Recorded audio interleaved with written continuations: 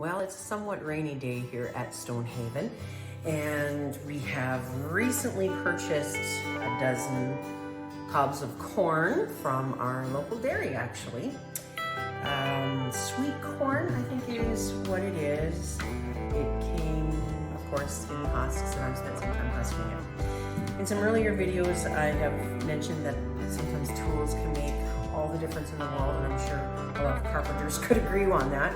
I just want to give a shout out to the Norwax net here that I've used to try and take those little fine hairs off. Now, another way that we are going to process this corn is actually a way I've never tried before. So in the past, I have taken the kernels off the cob and roasted them and froze them.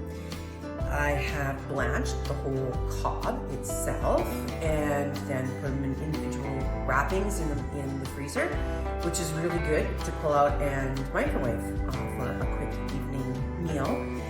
But what I'm going to try today is a process that my mother-in-law had told me about, where you just take all the kernels off the cob.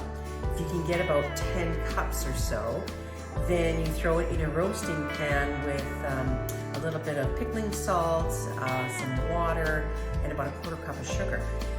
Roast that for, in a 350 oven for about half an hour or so, and then it's ready to be frozen. So I'm gonna do that.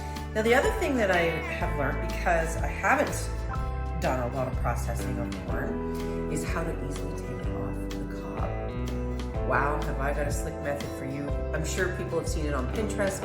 I mean, I saw it and thought, whatever, could work, could not work. I hate sweeping floors, and this one catches all the kernels. So stay with me. I'm going to grab a bunt pan and an electric knife, and I'll meet you back here. I'm Lorianne from Stonehaven Shorts. All right, here I am. Handy dandy electric knife. I have a really old electric knife. I used to have a fairly new one, and I realized that there's a difference on the blades. I should actually unplug this while I'm yammering. The blades that you have nowadays, sometimes they're not stainless steel, they're aluminum. Big difference. So I was at, I'm an avid thrifter and garage sailor. So I was out and I saw this old Phillips electric knife with stainless steel blades. And so I nabbed that for, a good $5. And I have had it for almost 15 years now. Works like a charm. Okay, so we take our corn of cob, we put it in the middle of our bunt pan, and we start to shave off the kernels. The last time I did this, I didn't have it as close to the cob as I would like, so there you have it. And as you're shaving, of course, your bunt pan is capturing all the kernels. How brilliant! Okay, the trick is get close enough to the cob without actually taking the cob. And I think I'm doing a little bit better of a job than the last time I did it. These kernels are lovely. Like really nice and large kernels. I think I'm doing a pretty good job here. So rather than go through all the noise and you witnessing this little event that I have to do, I'm gonna finish this up, and I will, then we'll tune back in just before I put it into the roast. Okay, there you have it. That is approximately 10 cups of corn with 12 cobs of corn. Timing wise, you need to know. 30 seconds a cob, if that. It was really quick and easy. I can't imagine, and I know that my mom had an electric knife, but I also have witnessed her actually, and you know what? I'm such a suck because, pressing that button, I mean, that's exhausting. I know now why my mom had such strong fingers when she'd flick your ear when you were too loud in church, because she had lots of use of those hands. Anyways, I don't compost, but I have nice 12 cobs of corn. Yeah, there's a little bit left on here, but I'm going to feed my neighbor's chickens with that. She has a compost bin, and she says that her chickens love this kind of stuff. I would like to get to that point where I have a compost bin, but clearly I do not have one yet. I don't think I'm talented enough. I have my reservations about doing it, so maybe I will evolve to that point where I'll be just as smart as my neighbor is. But in the meantime, 10 cups of corn. You know, I have roasters, but I either have really big roasters. I don't have a nice medium-sized one that I can think of or that is available at the moment. So it's all gonna go into this. And so approximately 10 cups, like we said, all gonna be thrown into here. And I'll just, you know, stir it around and watch it for the next half hour.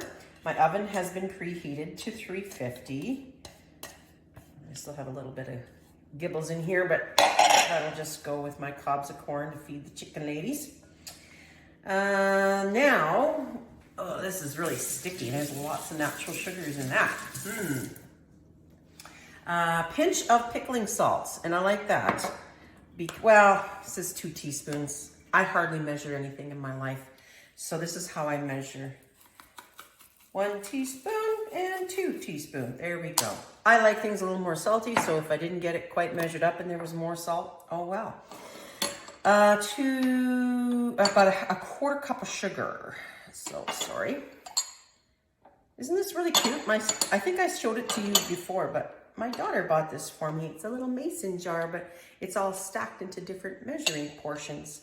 So my quarter cup is the first one here. And I need a quarter cup of sugar.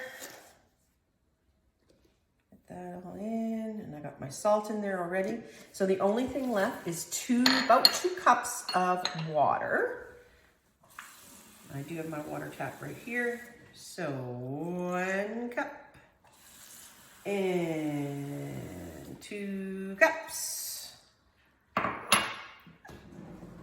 Give that a quick stir. So the salt and the sugar is all mixed around. It goes in an oven for 350 for about a half an hour. Because my container's a little bit smaller here, I want to make sure that everything gets cooked. So I'll be stirring it probably every 10 minutes or so. Then, once it's out of the oven, we'll go to phase 2, which is basically cooling and packing. Look at how easy that is. A heck of a lot easier than blanching over a hot stove on a hot August day. All right, I've taken this out of the oven. I left it in for about 35 minutes, and I only stirred it once. I think because I had enough fluid in there, I wasn't too concerned about it burning. And it's not going to do a complete cook. It's just sort of like an oven blanch, if that's a term. It smells fantastic. That's what it looks like. So we have some milky juice in there. Way too hot for me to handle right now. So I'm going to let that cool, and then I'm going to throw it into freezer bags and then into the freezer. I am lucky enough to have stolen this from my son. I think I've used it in earlier videos, so I'm just going to seal that up, vacuum seal it, and put it in the freezer, and that is all that is to it. So, you know, I'm gonna say from start to finish, including the husking of the corn, maybe an hour. It took me an hour and 15, and that includes cleanup and everything. So yeah, I highly recommend this way of doing corn. It's pretty special. All right, that's all I have for this video. Join me again. We can learn together. I haven't done a lot of things yet. I haven't made my Harvard beets for the freezer. I haven't cooked any parsnips because I'm not actually harvesting them until after the frost. We haven't had a frost yet. I'm gonna probably look at some place to store my carrots because what I did last year wasn't great. So yeah, we got lots of things to learn and discuss. So I hope you're having a happy harvest, and I will see you next time on Stonehaven Shorts.